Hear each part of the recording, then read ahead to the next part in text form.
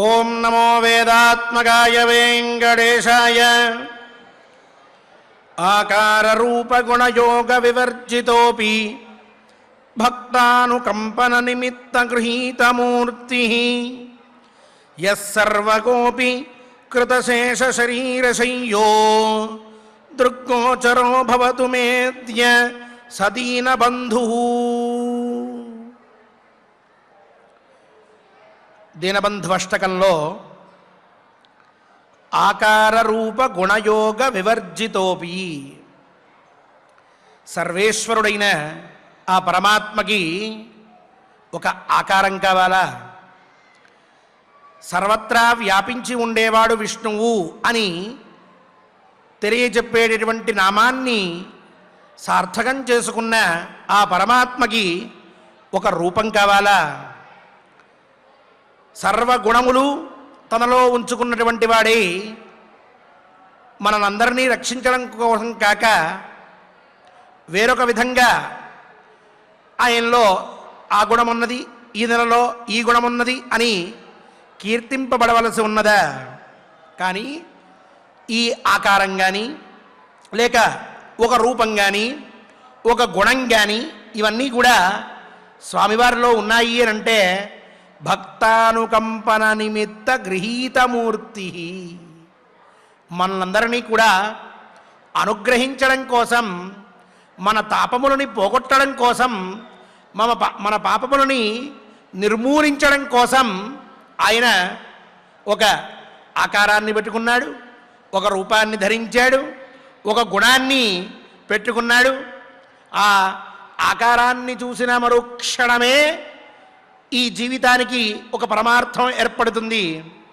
ఆ రూపాన్ని సందర్శించిన అనంతరం అజ్ఞానం అనేటువంటిదంతా కూడా పోతుంది. ఆ గుణ సంకీర్తనం చేస్తే సకల పాపములు నశించిపోతాయి.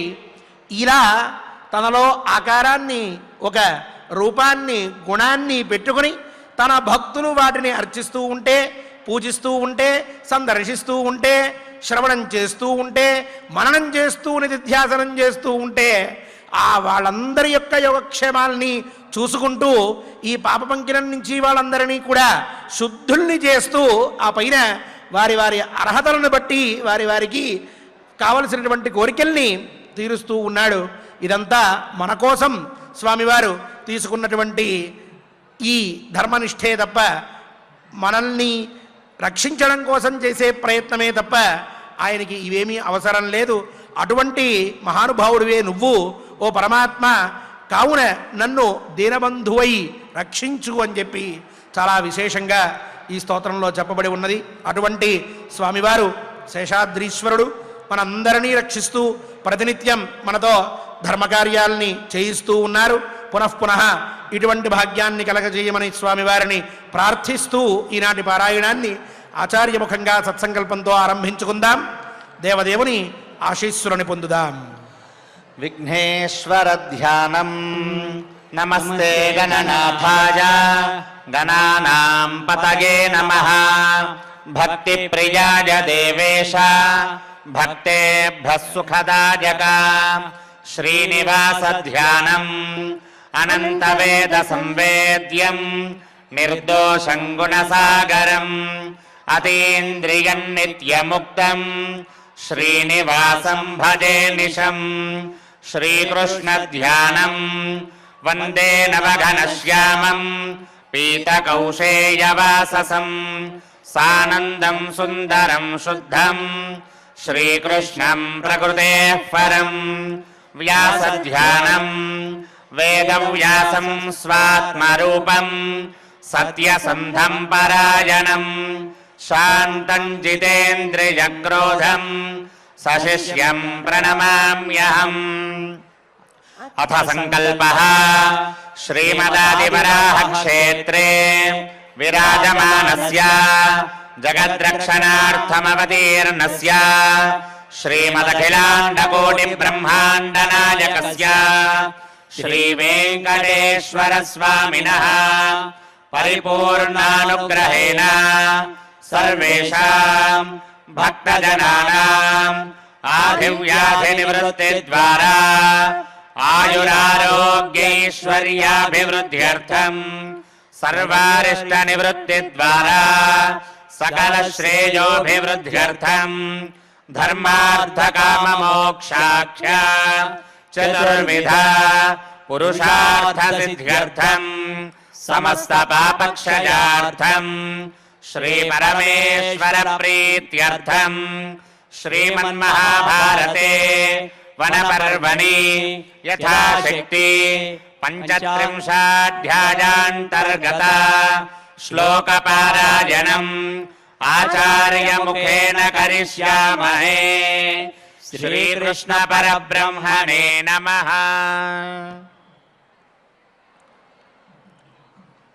नारायणं नमस्कृत्य नरं चैव नरोत्तमं देवीं सरस्वतीं व्यासं ततो जयमुदीरयेत्। अथ पञ्चत्रिंशोऽध्यायः। भीमसेन उवाच सन्धिं कृत्वैव कालेन ह्यन्तकेन पतत्रिण अनन्तेन प्रमेयेण स्रोतसा सर्वहारिण प्रत्यक्षं मन्यसे कालं मर्त्यः सन् कालबन्धनः फेन धर्म महाराज फलधर्म तथैव च।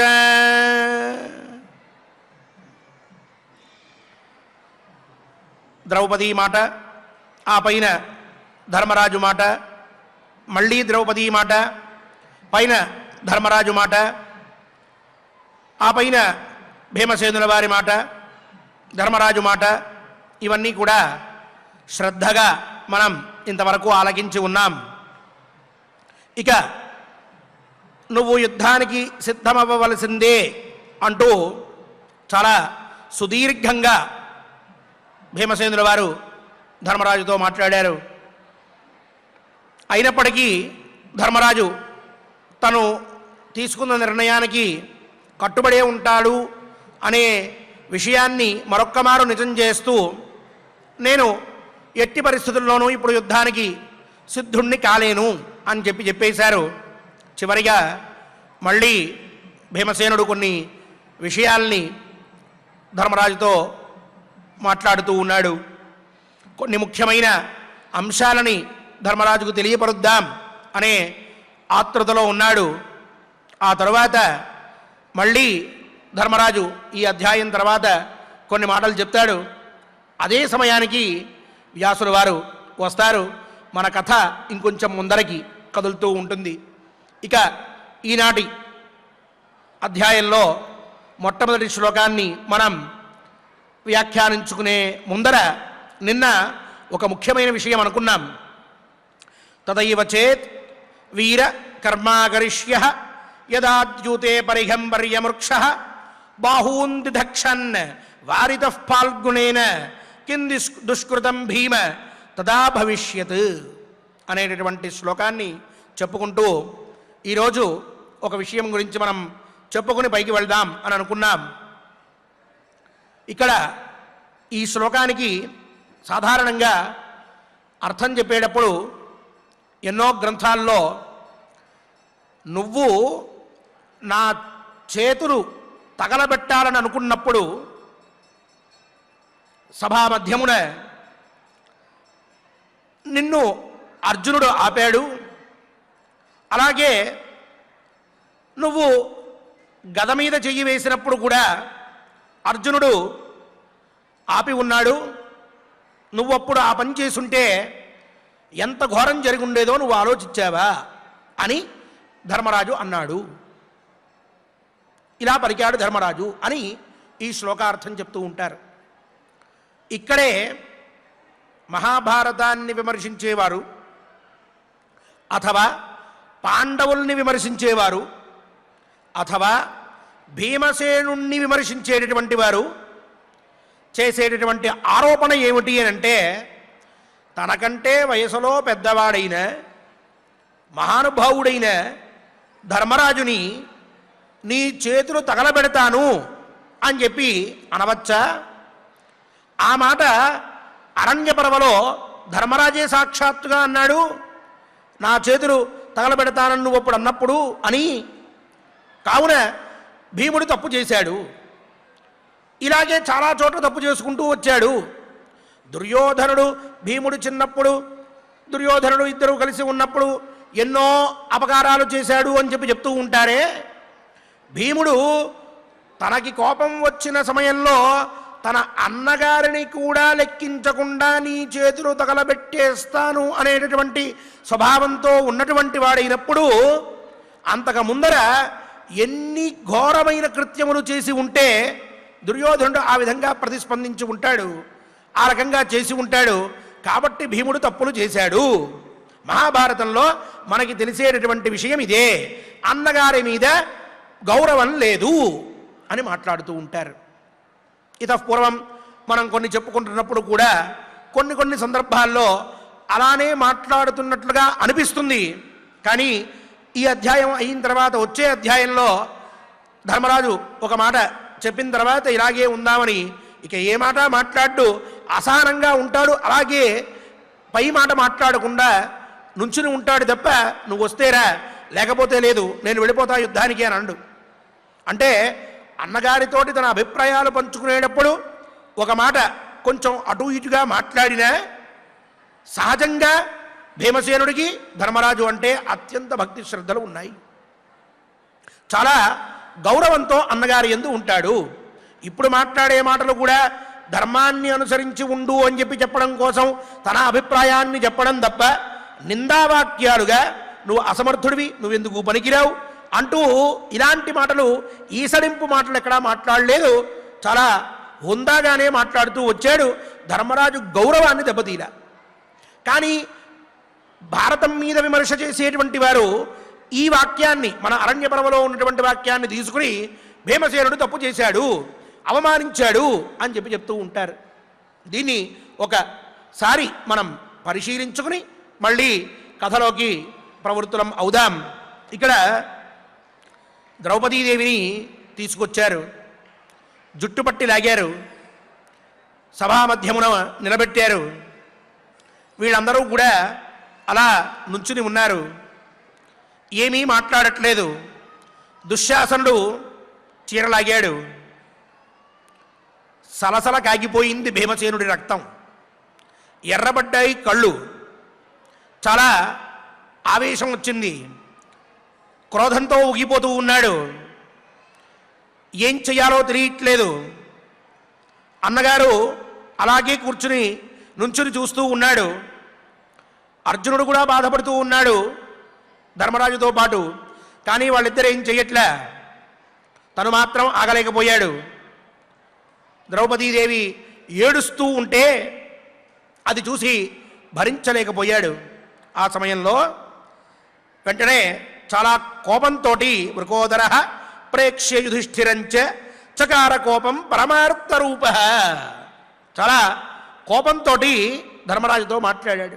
ఏమనంటే, వాహనాని ధనంచైవ కవచాన్యాయుధాని చ రాజ్యమాత్మా వయం చైవ కైతవేన హృతాః పరైః నచ మే తత్ర కోపో భూత్ సర్వస్యేషో హినో భవాన్ ఇమం త్వతిక్రమం మన్యే ద్రౌపదీ యత్ర పణ్యతే ఏషా హ్యనర్హతీ బాల పాండవాన్ ప్రాప్య కౌరవైః త్వత్కృతే క్లిశ్యతే క్షుద్రైః నృశంసైరకృతాత్మభిః అస్యాః కృతే మన్యురయం త్వయి రాజన్నిపాత్యతే బాహూతే సంప్రదక్ష్యామి సహదేవాగ్నిమానయ.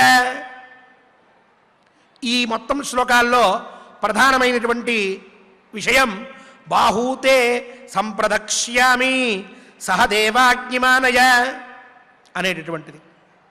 ఇక్కడ అంటూ ఉన్నాడు, మహానుభావ, అన్నయ్య, ధనాలు, వాహనాలు, ఆయుధాలు, కవచాలు, రాజ్యం, మేము అందరం కూడా నీ శత్రువులతో దొంగిలించబడ్డాం.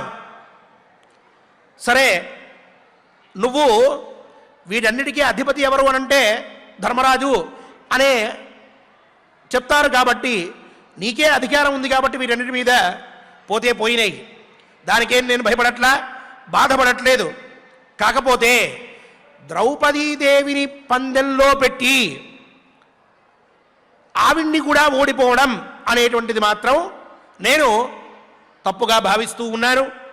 చాలా బాధ పెడుతూ ఉన్నది ఈ సందర్భం నా మనస్సుని.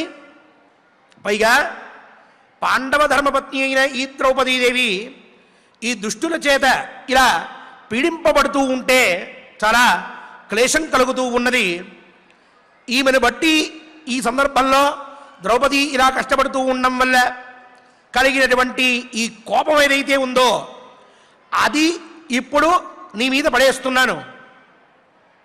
ఈ కోపాన్నంతా నీ మీదే పడేస్తున్నాను. అయితే మహానుభావ, ఈ కోపంతో నేను నా భుజాల్ని రెండింటినీ కూడా ఇక్కడే తగలబెట్టుకుంటాను. సహదేవ అగ్నిమానయ, సహదేవ బయలుదేరి వెళ్ళి నిప్పులు తీసుకురా, నా భుజాలు రెండింటినీ ఇక్కడ తగలబెట్టేసుకుంటా అని అన్నాడు. ఇక్కడ బాహూతే సంప్రదక్ష్యామి సహదేవ అగ్నిమానయ అనే దగ్గర సంస్కృతంలో తే అంటే నీ యొక్క అని అర్థం. చాలామంది కొంత సంస్కృత పరిజ్ఞానంతో వ్యాఖ్యానాలు చూడక మహానుభావులు పూర్వం ఎంతో కృషి చేసినటువంటి వారు మహాభారతాదుల మీద వాళ్ళు రాసిన కామెంటరీస్ చదవకుండా తమకున్న మిడిమిడి జ్ఞానంతో విమర్శించేటువంటి వారందరూ కూడా తే నీ యొక్క బాహు రెండు భుజాల్ని కూడా సంప్రదక్ష్యామి తగలబెట్టేస్తాను అని చెప్పి భీమసేనుడు అన్నారు అని చెప్పి రాశారు పుస్తకాల్లో. కొన్ని రోజులకి అదే సత్యం అయిపోయింది. ఆ పుస్తకాలు చదివినటువంటి వాళ్ళు కొన్ని పుస్తకాలు రాశారు, ఆ తర్వాత వాళ్ళు కొన్ని పుస్తకాలు రాశారు. ఇలాంటి పుస్తకాలన్నీ చదవడం మొదలుపెట్టిన మహానుభావులుగా లోకంలో కొంతమంది చలామణి అయ్యేవాళ్ళు, అమ్మా భీముడు చూడరా ధర్మరాజు యొక్క భుజాలు తగలబెట్టేస్తానన్నాడు. ఏం భీమసేనుడు తక్కువవాడు కాదు అసలు, ఆయనకి కోపం వచ్చిందంటే అన్నైనా సరిపోదు, అతనికి ఏం అంత ధర్మం లేదు అంటూ మాట్లాడడం మొదలెట్టారు చులకనగా. అది అలా అలా అయ్యి చివరికి మహాభారతంలోనే ఇటువంటి తప్పులున్నాయి అన్నంతవరకు వచ్చేసింది. ఇక్కడ ఒక చిన్న రహస్యం ఏమిటంటే బాహూతే సంప్రదక్ష్యామి అన్నప్పుడు అక్కడ అర్థం చాలా జాగ్రత్తగా తీసుకోవాలి. వ్యాఖ్యానంలో చాలా వివరంగా ఇచ్చారు, చివరిలో చెప్పుకుందాం. అసలు ఆ మాట అలా అనడానికి కుదురుతుందా లేదా ఒక్కసారి ఆలోచిద్దాం. ఒకటేమిటంటే ద్రౌపదీదేవిని ధర్మరాజు అక్కడ పందెంలో పెట్టాడు, భీమసేనుడు అక్కడే ఉన్నాడు. పందెంలో పెట్టినప్పుడు కోపం వచ్చిందా? రాలా. ఆ తర్వాత పందెం ఓడిపోయిన తర్వాత ద్రౌపదీదేవి కూడా ఓడిపోయింది, ఇప్పుడు వీళ్లతో పాటుగా వాళ్ళకి దాసురాలు అయిపోయింది అన్నప్పుడు ఏమన్నా కోపం వచ్చిందా? అప్పుడు రాలా. ఎప్పుడు వచ్చింది భీమసేనుడికి కోపం? ఆ దుశ్శాసనుడు పట్టి ఈడ్చి వస్త్రం లాగుతూ ఉన్నప్పుడు ఇతనికి కోపం వచ్చింది, చాలా బాధపడ్డాడు. వెంటనే అన్నగారితోటి ఈ మాటలు మాట్లాడాడు. ఒకవేళ భీమసేనుడికి ఆ సందర్భంలో కోపం వస్తే అవతల అక్కడ వెర్రి వేషాలన్నీ వేస్తూ ఇష్టం వచ్చినట్లుగా ప్రవర్తిస్తూ ద్రౌపదీదేవిని పట్టి ఈడ్చిన తరువాత ఇప్పుడు నువ్వు నాకు దాసురాలవే అంటూ ఓ పక్క దుర్యోధనుడు తొడగొడుతూ ఉంటే ఈ పక్కన దుశ్శాసనుడు చీర పట్టుకుని లాగుతూ ఉంటే అది చూడలేక బాహూతే సంప్రదక్ష్యామి సహదేవాగ్నిమానయ అని ఆవేశంతో భీమసేనుడు మాట్లాడుతూ ఉన్నాడు అని అంటే ఈ కోపం ధర్మరాజు మీద వచ్చిందా, దుశ్శాసనుడి మీద వచ్చిందా? ఎవరి మీద వస్తే ఈ మాటలు వస్తాయి? ఇటువంటి నీచుల చేత ఇప్పుడు కష్టపడుతోంది ద్రౌపదీదేవి అన్నాడు అంటే తాత్పర్యం అగో ఆ దుశ్శాసనుడు ముట్టేసుకున్నాడయ్యా, లాగేస్తున్నాడు వస్త్రాల్ని, జుట్టు పట్టి లాగేశాడు అని ఆ దుశ్శాసనుడి మీద వచ్చినటువంటి కోపంతో బాహూతే సంప్రదక్ష్యామి అన్నాడు. కాబట్టి నీ చేతులు తగలబెడతాను అని చెప్పి అక్కడ అనవలసిన అవసరం ఉండదు. అగో ఆ దుశ్శాసనుడు ఉన్నాడు, వాడిని తగలబెట్టేస్తా అని చెప్పి అనాలి ఒకవేళ అంటే. సరే, ఇప్పుడు రెండవది ఇంకొక కారణం. ఈ భీమసేనుడు అంత మాట అన్నప్పుడు అక్కడ సహదేవుడితోటి సహదేవ అగ్నిమానయ అన్నాడు. ఇదే ఒకవేళ నీ చేతులు తగలబెట్టేస్తాను అని చెప్పే ధర్మరాజుతో అంటే, పక్కనే సహదేవుడు ఉన్నాడుగా, వెళ్ళి నిప్పులు తీసుకురా అన్నాడుగా. సహదేవుడికి ధర్మరాజు అంటే గౌరవ ప్రపత్తులు ఉన్నాయి అనేది లోక విదితమైన మాట కదా. భీమసేనుడు అన్నని అంటూ ఉంటే, నీ చేతులు తగలబెడతాను అని అంటూ ఉంటే, ఈ సహదేవుడు వెళ్ళి నిప్పులు తీసుకొస్తాడా? అలాంటి పని చేయగలడా? ఆ మాత్రం ఇంగిత జ్ఞానం భీమసేనుడికి లేదా? నువ్వు వెళ్ళి నిప్పులు తీసుకురా, అన్న చేతులు కాల్చేస్తాను అంటే వెళ్ళి నిప్పులు తెచ్చేవాడే? ఇంకెవరికో చెప్తాడు, లేక తనే వెళ్ళి నిప్పులు తెచ్చుకుంటాడేమో కానీ సహదేవుడికి చెప్పవలసినటువంటి అవసరం అక్కడ లేదు. కానీ సహదేవ అగ్నిమానయ అన్న వెంటనే ఆ భావన ఏం తెలియజేస్తోంది అంటే, నేను అగో ఆ మూర్ఖులైనటువంటి వాళ్ళందరూ కూడా ద్రౌపదీదేవిని ఇంత కష్టపెడుతూ ఉన్నారు. ఇలా కష్టపెడుతూ ఉంటే ఇక్కడ ఇది చూసి నేను ఓర్చుకోలేకపోతూ ఉన్నాను. పైగా నాకు చాలా కోపం వస్తోంది అని చెప్పి అనుకుని ఆ ఆవేశాన్ని తట్టుకోలేక ఒకసారి ద్రౌపదీదేవి వైపు చూశాడు, రెండవసారి ధర్మరాజు వైపు కూడా చూశాడు భీమసేనుడు. ఆ సమయంలో ద్రౌపదీదేవి దగ్గర నుంచి వచ్చి రక్షించు అన్న మాట కనిపించలా, అంగీకారం ఏం లేదు. వీళ్ళందరినీ నాశనం చేసేయి అన్నట్టుగా ఆవిడేమి స్పందించలా. ఇడు ధర్మరాజు వైపు చూస్తే ఈయన కూడా వెళ్ళి ఏదో అడ్డుకో అని చెప్పలా. ఇక్కడ వీళ్ళిద్దరూ కూడా ఆవిడ రక్షించమనట్లేదు, ఈయన అడ్డుకోమనట్లేదు. ఇక్కడేమో మనం అన్నగారిచ్చిన మాటకి మనం వ్యతిరేకంగా చేయలేకుండా ఉన్నాము అని చెప్పి నేనుండగా, ఇక్కడ ఇంతమంది మేమందరం కూడా ఉండగా వీరపత్ని అయినటువంటి ద్రౌపదీదేవికి ఇంత కష్టం నా కన్నుల ముందు కలిగింది. ఇంతకన్నా సరే, ఇంతకన్నా వేరొక దౌర్భాగ్యం ఏమన్నా ఉంటుందా అని చెప్పి వెంటనే ఇగో ఇప్పుడు నాకు వచ్చిన కోపమంతా కూడా నీ మీద పడేస్తున్నానన్నయ్య. అక్కడ ఆ మాట అన్నాడు చూడండి, నీ మీద పడేస్తున్నాను కోపం అంతా, ఏం చేయలేకపోతున్నాను అని చెప్పి అన్నగారితో అని ఆ పైన బాహూతే సంప్రదక్ష్యామి అన్నాడు. నేను చేతులు తగలబెట్టేసుకుంటాను అని అర్థం. మరి తే అంటే ఇందాక నీ యొక్క అన్నారు, నీ యొక్క బాహువులను కదా అర్థం అనంటే వ్యాఖ్యాకారులు ఇచ్చారు, తే పురః నీ ముందర నా భుజాలని ఇప్పటికిప్పుడు తగలబెట్టేసుకుంటాను అన్నాడు. ఎందుకన్నాడు ఆ మాట అంటే, ఇక్కడ ఇంకొక విశేషం కూడా ఉన్నది. మామూలుగా ధర్మరాజుది ధర్మబలం, అర్జునుడిది శస్త్రాస్త్ర బలం, భీమసేనుడిది బాహుబలం.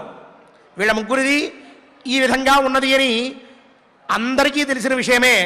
మనందరం కూడా కథల్లో చూస్తూనే ఉన్నాం. ఇప్పుడేమో ధర్మరాజు ధర్మబలం చూస్తున్నాం. రేపటి నుంచి ఇంకొన్ని 4 రోజుల తర్వాత అర్జునుడి యొక్క శస్త్రాస్త్ర బలం చూస్తాం.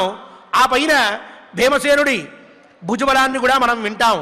ఇది మహాభారతాన్ని మొత్తాన్ని కూడా ఈ చివరి నుంచి ఆ చివరి దాకా చూస్తే స్పష్టంగా తెలిసేది, ధర్మరాజుకి ధర్మబలం ఉన్నది, అర్జునుడికి శస్త్రాస్త్ర బలం ఉన్నది, భీమసేనుడికి భుజబలం ఉన్నది అని అర్థం. ఇప్పుడు ఒకవేళ ధర్మరాజునే అనాల్సి వస్తే ఏమనాలి? నీ ధర్మం నాశనమైపోను, ఎందుకా ధర్మం తీసుకెళ్ళి మంటల్లో పడేయి, నువ్వు ఆ ధర్మాన్ని వదిలిపెట్టేయి, ఒక్కసారి నాకు అవకాశం ఇవ్వు, వీళ్ళందరినీ 2 నిమిషాల్లో చుట్టొచ్చేస్తాను అంటూ మాట్లాడాలి. కానీ ధర్మబలం ఉన్నటువంటి వాడితోటి నీ భుజాలు నేను కాల్చేస్తాను అన్నవేమిటి? అలా కుదురుతుందా ఎక్కడైనా? కావున ఇన్ని కారణాలని మనం ఒక్కసారి బాగా గ్రహించినట్లయితే ధర్మరాజు ఆ సమయంలో ఆ భీమసేనుడు మాట్లాడిన మాటలన్నీ కూడా విన్న తర్వాత అలాగే ఉంటూ ఉంటే వెంటనే అర్జునుడు మాట్లాడాడు. ఆ సమయంలో నపురా భీమసేనత్వం ఈదృశీర్వదితాగిరః పరైస్తేనాశితం నూనం నృశంసైః ధర్మగౌరవం నసకామాః పరే కార్యాః ధర్మమేవాచరోత్తమం భ్రాతరం ధార్మికం జ్యేష్ఠం కోతివర్తితుమర్హతి. చూడండి అంటున్నాడు భీమసేన, ఇంతకుముందు ఎప్పుడు నువ్వు ఇలా మాట్లాడలేదు, నా భుజాలు నేనే తగలబెట్టుకుంటాను అని. ఏమిటి ఇట్లా మాట్లాడుతున్నావు? అన్నయ్య ఒక నియమం చేసుకున్నాడు, అన్నయ్య ఓ ప్రతిజ్ఞ చేశాడు, మనం దాన్ని అతిక్రమించకూడదు అని.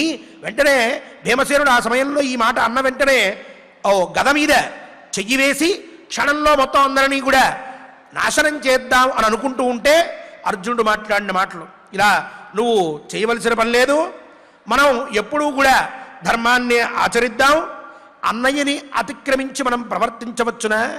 ఎవరైనా సరే ధర్మపరుడైన అన్నయ్యని అతిక్రమించి ప్రవర్తిస్తారా?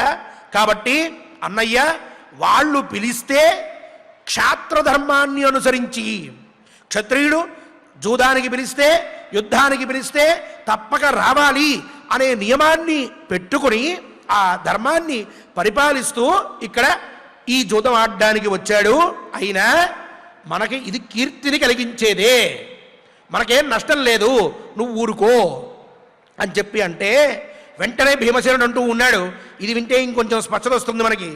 ఏవమస్మిన్ కృతం విద్యాం యది నాహం ధనంజయ దీప్తేగ్నౌ సహితౌ బాహు నిర్దహేయం బలేదివా అంటూ ఉన్నాడు. బాగుంది నాయన అర్జున, నువ్వు చెప్పింది చాలా మంచిదే. ఒకవేళ నేనే కనుక ధర్మపాలన చెయ్యకుండా ఉన్నట్లయితే, ఇప్పుడు నేను ధర్మపాలనే చేస్తున్నా, అన్నగారి వైపు చూసా, ఆయన ఏం మాట్లాడలేదు, ఇలాగే ఉన్నాను, పైదేది చేయదలుచుకోవట్లేదు, ధర్మపాలన చేస్తూ ఉన్నాను కాబట్టి ఇలా ఉన్నాను.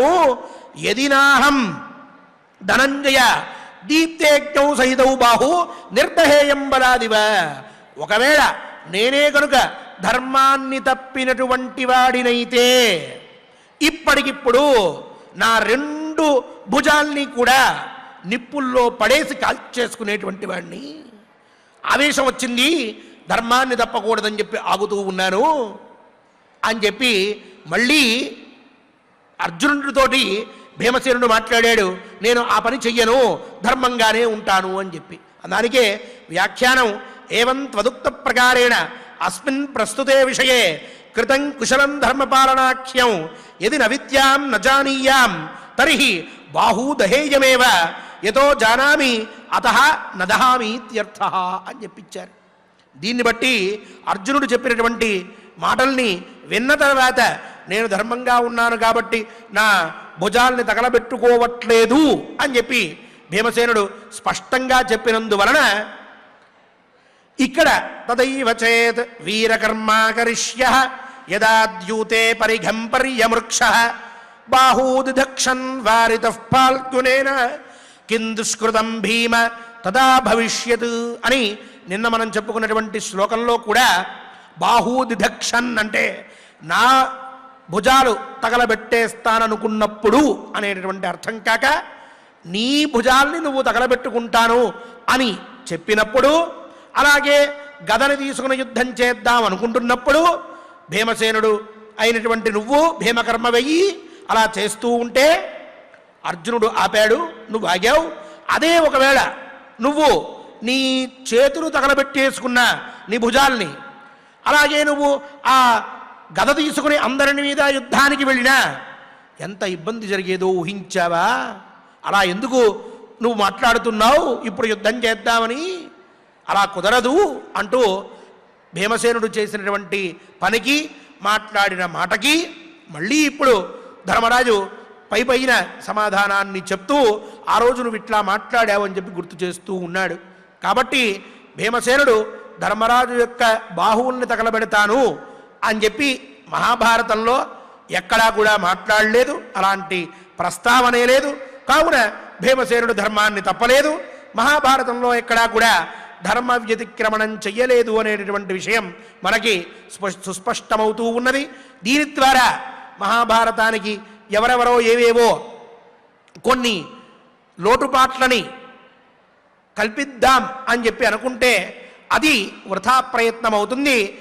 సందర్భ శుద్ధి తెలుసుకోక గ్రంథాల్లో ఉండేటటువంటి వ్యాఖ్యానాల్ని చదవక చెప్పినటువంటి మాటలే అవుతాయి తప్ప అవి సద్విమర్శలో లేక విమర్శలో కావు అనేది మనం చక్కగా ఇక్కడ తెలుసుకోవచ్చు అని చెప్పి తెలియజేస్తూ, ఇప్పుడు నిన్న ధర్మరాజు వారు మాట్లాడినటువంటి మాటలన్నిటికీ ఒక సమాధానంగా భీమసేనుడు మాట్లాడుతున్న మాటల్ని కొన్నిటిని చెప్పుకుందాం అంటున్నాడు. సంధిం కృత్వైవ కాలేన హ్యంతగేన పదత్రిణ. మహానుభావ, నీటిలో ఉండేటటువంటి నురగలాగా లేక చెట్టున ఉన్నటువంటి పండులాగా నీవు కూడా మరణం అనేటటువంటి ఒక ధర్మం కలిగిన మనుష్యుడివి. నువ్వేమంటున్నావు? నేను ధర్మం తప్పను, 12 సంవత్సరములు అరణ్యవాసం చేసి తీరవలసినదే, ఇది ఏ యుక్తము అని అంటున్నావు. కానీ ఒక్కడి గుర్తుపెట్టుకో, చెట్టుకి పండు కాస్తే అది 3 రోజులో 2 రోజులో 1 రోజో ఉంటుంది. ఆ పైన అలాగే కృషించి కింద పడిపోతుంది. నీళ్ళల్లో నొరగ వస్తే చూడ్డానికి ఒక 4-5 క్షణాలు కనిపిస్తుందేమో, ఆ పైన అది కూడా బద్దలైపోతుంది. అలాగే మనిషి కూడా మరణం అనేటటువంటి ఒక ధర్మాన్ని పెట్టుకుని ఉన్నాడు. నువ్వు 12 ఏళ్ళు అరణ్యవాసం చేసి ఆ పైన అజ్ఞాతవాసం చేసి ఆ తర్వాత మళ్ళీ హస్తినాపురానికి వెళ్ళి ఆ దుర్యోధనుణ్ణి నాకు రాజ్యం ఇవ్వు అని చెప్పి అడిగితే అప్పుడు వాడు ఇస్తాడని అనుకోవడం, ఆ దుర్యోధనుడు మనకి క్షేమాన్ని కలిగిస్తాడని అనుకోవడం, ఇదంతా కూడా బాగున్నప్పటికీ మధ్యలో మరణం అనేది ఉంది చూసావా, అది వచ్చి నిన్ను నన్ను ఎప్పటికైనా కబళించేయచ్చు. 12 ఏళ్ల పాటు మనం బ్రతుకుంటామన్న నిశ్చయం లేదు. అజ్ఞాతవాసంలో కూడా క్షేమంగా ఉంటామన్న నిశ్చయం లేదు. ఏ క్షణానికైనా మన మరణం మనల్ని ఆక్రమించెయ్యవచ్చు. పైగా ప్రత్యక్షం మన్యసే కాలం, ఈ కాలం అనేటటువంటిది సమస్తాన్ని కూడా అంతం చేసేస్తూ ఉంటుంది. ఏదో శాశ్వతంగా ఉంది, స్థిరంగా ఉంది, మనదే రాజ్యం, మనకే అన్నీ కుదురుతాయి, మనం ఏం చేసినా చెల్లుతుంది, ఇవన్నీ కాలం బాగున్నప్పుడు మాట్లాడే మాటలు. ఒక్కసారి తలకిందులైతే అప్పుడు కాల మహిమ అంటే ఏమిటో తెలుస్తుంది, కాలధర్మం అంటే ఏమిటో తెలుస్తుంది, కాల బలం అంటే ఏమిటో తెలుస్తుంది. ఇది ఈ కాలం సమస్తాన్ని నాశనం చేసేస్తుంది, అందరినీ సంహరించేస్తుంది. తమ్ముడు లేడు, అన్న లేడు, కొడుకు లేడు, ఇంకో తండ్రి లేడు, దానికి ఎవ్వరి యందు కూడా ఉపేక్ష అనేటువంటిది లేదు. ఆ సమయానికి ఎవరిని ఏం చెయ్యాలో అది చేసేస్తూ ఉంటుంది. ఒక బిచ్చగాన్ని కోట్లాధికారిని చేస్తుంది, కోట్లకి అధిపతి అయినటువంటి వాడిని బిచ్చగాన్ని చేస్తుంది. ఒక అసమర్థుణ్ణి సమర్థుడిగా చిత్రీకరిస్తుంది, అత్యంత సమర్థుణ్ణి అసమర్థుడిగా చిత్రీకరిస్తుంది. క్షణకాలం, ఒక్క రాత్రి గడిచిందంటే ప్రపంచం అతలాకుతలం అయిపోతూ ఉంటుంది, లేక దాని స్వభావాన్ని మార్చేసుకుంటుంది, దాని యొక్క ప్రవృత్తిని కూడా మార్చేసుకుంటూ ఉంటుంది. కాలమహిమ అదంతా కూడా. ఈనాడు మనం బ్రతుకున్నాం, రేపొద్దున ఇదే అరణ్యంలో మనం ఇక్కడ ఉంటామా, బ్రతుకుతామా, నిశ్చయం లేదు. నువ్వేం చేస్తున్నావు? ఇటువంటి కాలం 12 సంవత్సరముల పాటు అలాగే ఉంటుంది. ఆ పైన అజ్ఞాతవాస సంవత్సరం కూడా అలాగే ఉంటుంది. ఆ తరువాత నువ్వు దుర్యోధనుడి దగ్గరికి వెళ్ళి నీ రాజ్యాన్ని గురించి అడిగి మళ్ళీ సంపాదించుకునేంత వరకు కూడా కాలం ఇలాగే ఉంటుంది అని భ్రమిస్తున్నావు. అలా ఉండదు. అది ఎప్పటికైనా మనల్ని అందరినీ కూడా తీసుకుని పోయేటువంటిదే.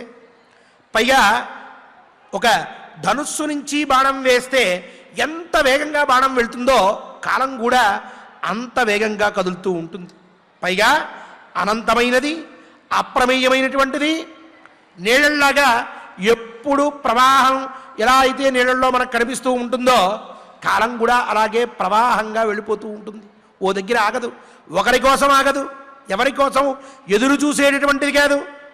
అటువంటి కాలాన్ని నువ్వు దుర్యోధనుడితోటి సంధి అనేది చేసుకుని కాలాన్ని ప్రత్యక్షం చేసుకుందామని అనుకుంటున్నావు. అది కనిపించదయ్యా ఎవరికి కూడా, గడిచిపోయేటటువంటి స్వభావం కలిగినటువంటిది అని చెప్పి, నిమేషాదపి కౌంతేయ యస్యాయుః అపచీయతే సూచ్యేవాంజన చూర్ణస్య కిమితి ప్రతిపాలయేతే. మహానుభావ, కాటుక ఉందనుకో, చిన్న సూది తీసుకుంటాం. ఆ సూది మొన చాలా తీక్షణంగా ఉంటుంది. ఆ సూది తీసుకుని కాటుక డబ్బాలో ముంచుతాం, బయటికి తీస్తాం, తుడుస్తాం, మళ్ళీ కాటుక డబ్బాలో ముంచుతాం, బయటికి తీస్తాం, తుడుస్తాం.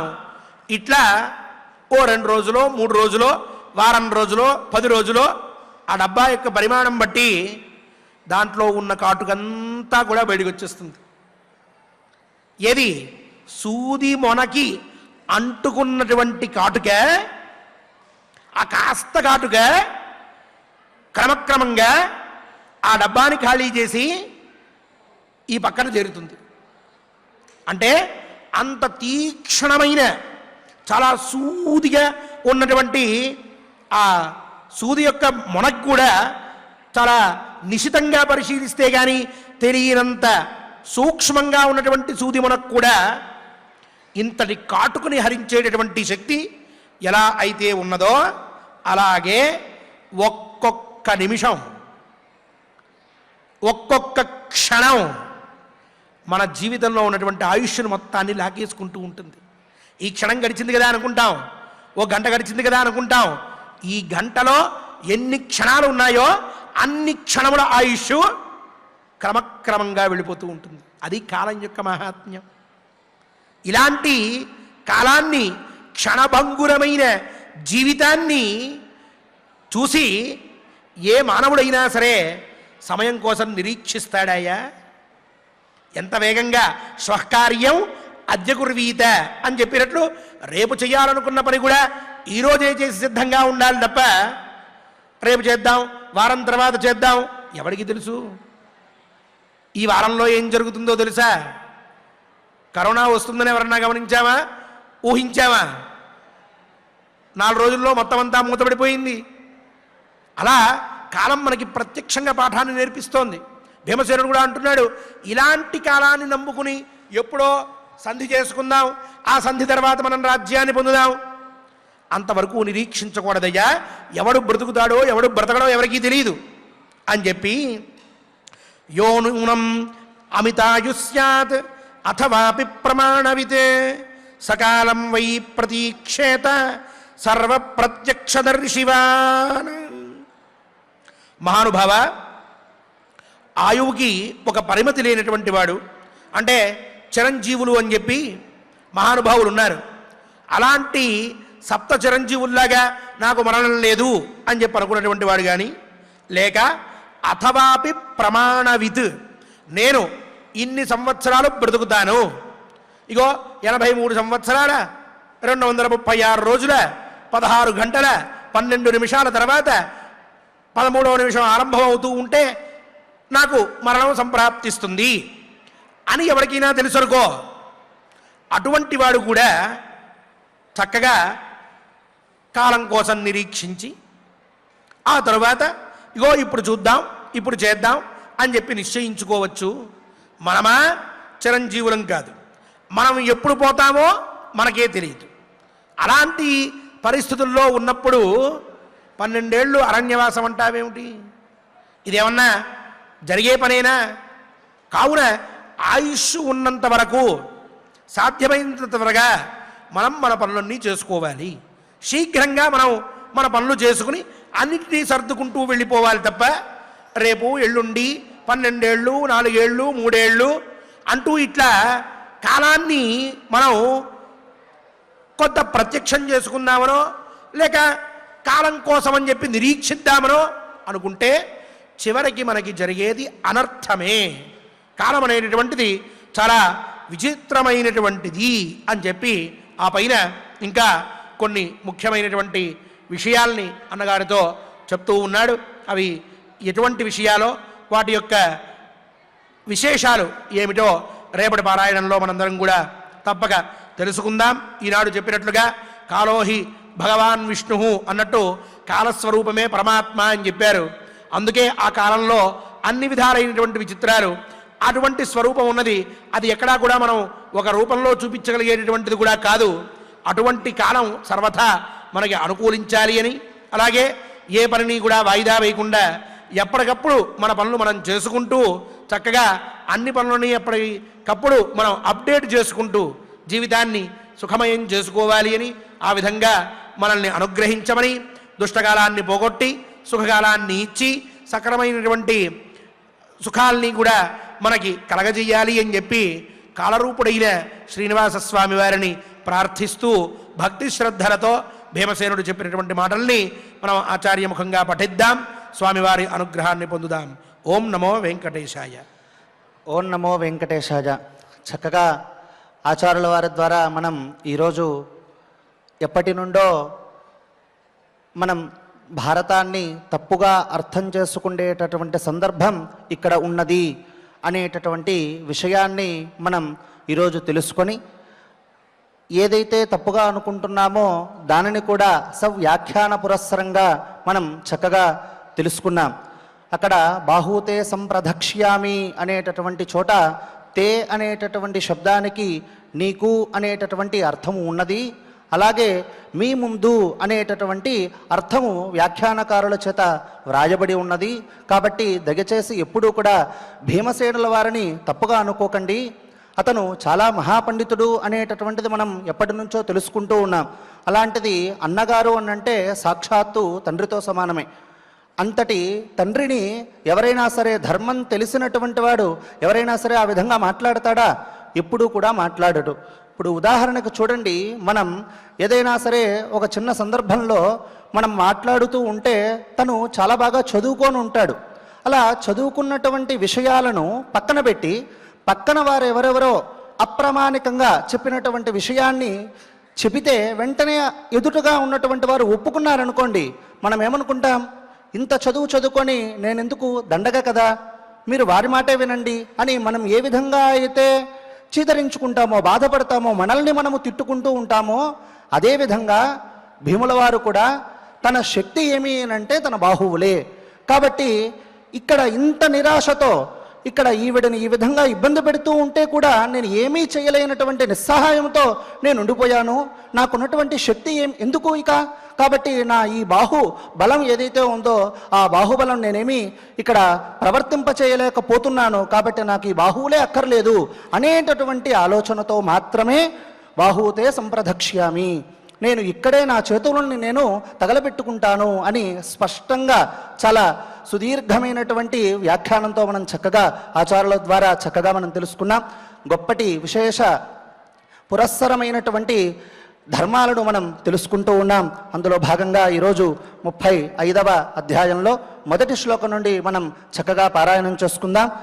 ఇంకాస్త దీని మీద సరి అయినటువంటి జ్ఞానంతో, అర్థ అవగాహనతో మనం చక్కగా తెలుసుకోవడానికి ప్రయత్నిద్దాం. స్వామివారి యొక్క అనుగ్రహాన్ని పొందుదాం. ఓం నమో వెంకటేశాయ. అథ పంచత్రింశోऽధ్యాయః. అథ పంచత్రింశోऽధ్యాయః. భీమసేన ఉవాచ. భీమసేన ఉవాచ. సంధిం కృత్వైవ కాలేన. సంధిం కృత్వైవ కాలేన. హ్యంతకేన పతత్రిణ. హ్యంతకేన పతత్రిణ. అనంతేన ప్రమేయేన. అనంతేన ప్రమేయేణ. శ్రోతసా సర్వహారిణ.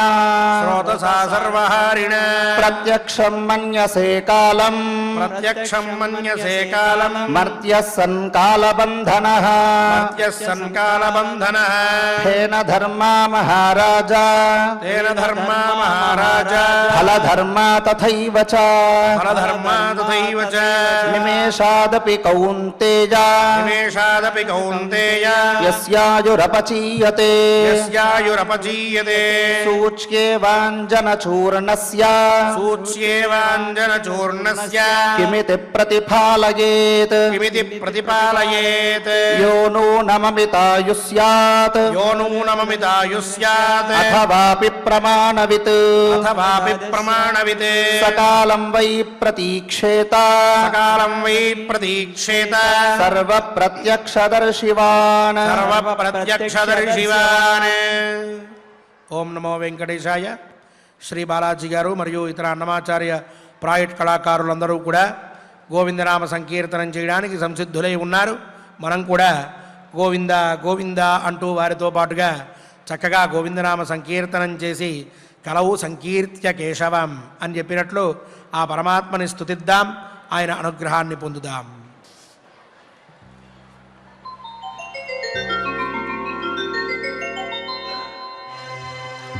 వెంకటరమణ గోవింద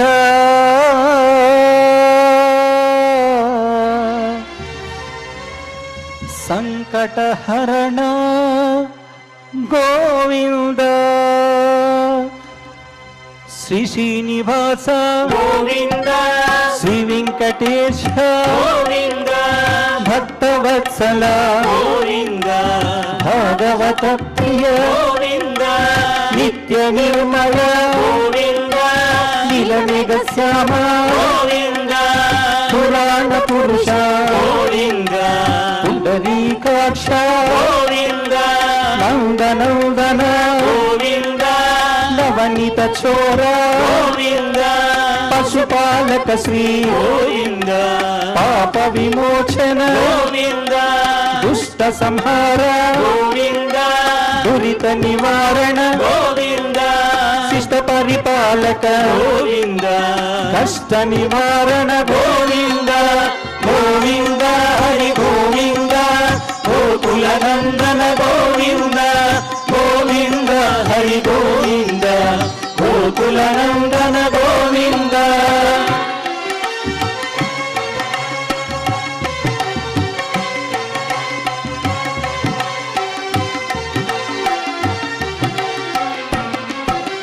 వజ్రమకుటధర గోవింద వరాహమూర్తి గోవింద గోపీజనలోల గోవింద గోవర్ధనోద్ధార గోవింద దశరథనందన గోవింద దశముఖమర్ధన గోవింద పక్షివాహన గోవింద పాండవ ప్రియ గోవింద మత్స్యకూర్మ గోవింద మధుసూదన హరి గోవింద వరాహ నరసింహ గోవింద వామన భృగురామ గోవింద బలరామానుజ గోవింద బౌద్ధ కల్కిధర గోవింద వేణుగాన ప్రియ గోవింద వెంకటరమణ గోవింద గోవింద హరి గోవింద గోకుల నందన గోవింద గోవింద హరి గోవింద గోకుల నందన గోవింద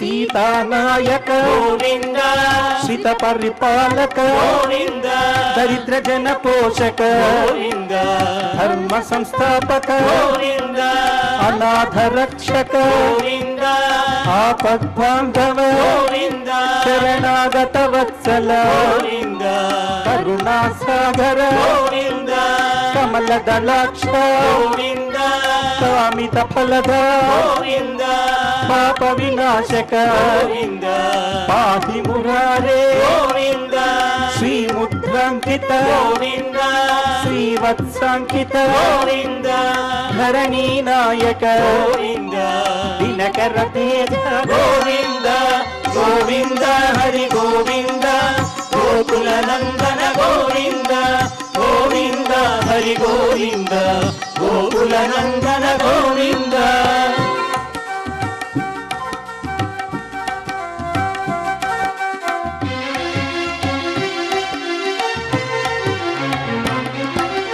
పద్మావతి ప్రియ గోవింద ప్రసన్నమూర్తి గోవింద అభయహస్త గోవింద అక్షయ వరద గోవింద శంఖ చక్రధర గోవింద శాంగ గదాధర గోవింద విరజాతిరస్థ గోవింద విరోధి మర్దన గోవింద సాలగ్రామధర గోవింద సహస్రనామ గోవింద లక్ష్మీ వల్లభ గోవింద లక్ష్మణాగ్రజ గోవింద కస్తూరి కిలక గోవింద కాంచనాంబరధర గోవింద గరుడ వాహన గోవింద గజరాజ రక్షక గోవింద గోవింద హరి గోవింద గోకుల నందన గోవింద గోవింద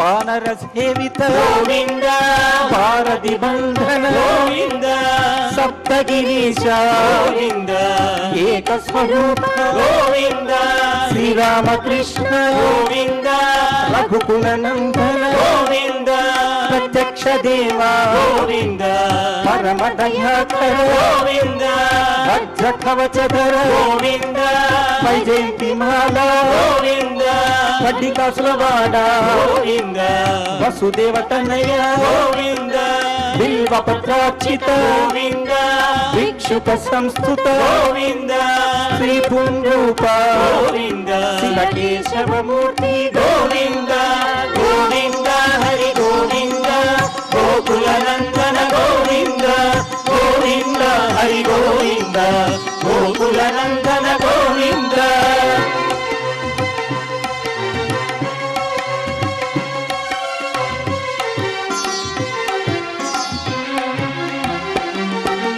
బ్రహ్మాండ రూప గోవింద భక్త రక్షణ గోవింద నిత్య కళ్యాణ గోవింద వీర జనాభ గోవింద అతి రామ ప్రియ గోవింద హరి సర్వోత్తమ గోవింద జనార్దన మూర్తి గోవింద జగసాక్షి రూప గోవింద అభిషేక ప్రియ గోవింద ఆపన్ నివారణ గోవింద రత్న కిరీట గోవింద రామానుజనుత గోవింద స్వయం ప్రకాశ గోవింద ఆశ్రిత పక్ష గోవింద నిత్య శుభప్రద గోవింద నిఖిల లోకేశ గోవింద గోవింద హరి గోవింద గోకుల నందన గోవింద గోవింద హరి గోవింద గోకుల నందన గోవింద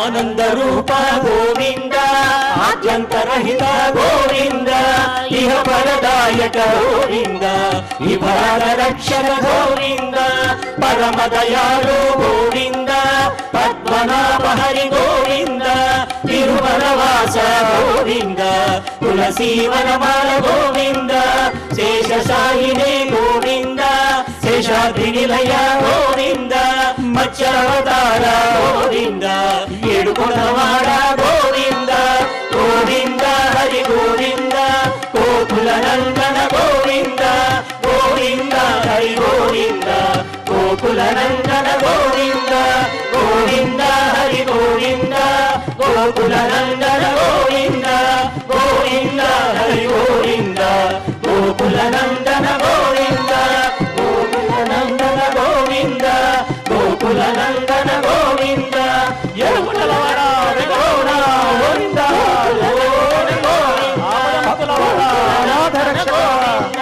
గోకుల నందన గోవింద గోకుల నందన గోవింద గోకుల నందన గోవింద గోకుల నందన గోవింద. ఓం నమో వెంకటేశాయ. క్షమా ప్రార్థనాదులతో మనం పారాయణాన్ని పరిపూర్ణం చేసుకుని శ్రీవత్స వక్షసుడైన శ్రీనివాసస్వామి వారి అనుగ్రహాన్ని పొందుదాం. అథ క్షమా ప్రార్థనా యదక్షరపదభ్రష్టం మాత్రాహీనం జగద్భవేత్ తత్సర్వం క్షమ్యతాం దేవా నారాయణ నమోస్తుతే. అథ లోకక్షేమ ప్రార్థనా స్వస్తి ప్రజాభ్యః పరిపాలయంతాం న్యాయేన మార్గేణ మహీం మహిషాః. గోబ్రాహ్మణేభ్యः శుభమస్తు నిత్యం. లోకాः సమస్తాः సుఖినో భవంతు. అథ భగవత్ సమర్పణం కాయేన వాచా మనసేంద్రియైర్వా బుద్ధ్యాత్మనా వా ప్రకృతే స్వభావాత్ కరోమి యద్యత్ సకలం పరస్మై నారాయణాయేతి సమర్పయామి. అథ మంగళం శ్రేయఃకాంతాయ కళ్యాణ నిధగే నిధగేర్థినాం శ్రీవేంకట నివాసాయ శ్రీనివాసాయ మంగళం. అనురాగానికి అమ్మ ఆదర్శం, ఆరోగ్యానికి Shri Sai homeo stores and clinic. అనుభవం, అర్హత, అంకిత భావం కల డాక్టర్లచే చికిత్స. అన్ని రకాల ఆరోగ్య సమస్యలకు నమ్మకమైన ఎంపిక Shri Sai homeo stores and clinic. Diabetes, కీళ్ల నొప్పులు, సయాటికా, వెన్నుముక సమస్యలు, థైరాయిడ్, నిద్రలేమి, మానసిక సమస్యలు, ఋతు సమస్యలు, అన్ని రకాల దీర్ఘకాలిక వ్యాధులకు ప్రత్యేక హోమియో వైద్యం. అందరికీ అందుబాటులో అంతర్జాతీయ హోమియో వైద్యం Shri Sai homeo stores and clinic. మీ ఆరోగ్య సమస్య ఏదైనా ఇప్పుడు పరిష్కారం సాధ్యం.